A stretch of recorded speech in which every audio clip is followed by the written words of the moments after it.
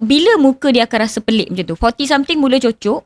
Bila dia akan jadi ketat, jadi imbalance tu umur berapa biasanya? Okay, aku selalu cakap dengan patient, bila cocok ataupun kita buat muscle relaxant ni, dia ibarat garam. Dr. Mala masak kan? So garam bila kita masak, kita akan cenderung letak, sedapnya, letak lagi lah.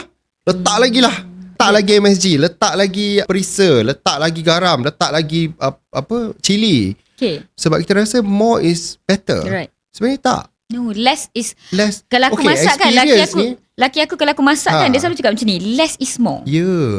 Experience ni kau dapat lepas 10 tahun masak ke lepas tahun masak? Lepas 10 tahun. Bukannya hari ni kita masak, esok terus tahu garam letak secupak. Terus sedap, tak kan?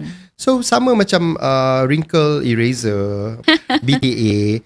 So filler boleh letak, tapi bukan filler always come in one syringe punya vial. Earlier training selalu semua orang akan cakap habiskan.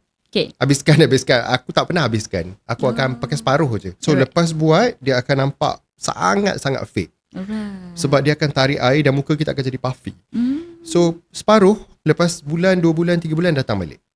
Top up.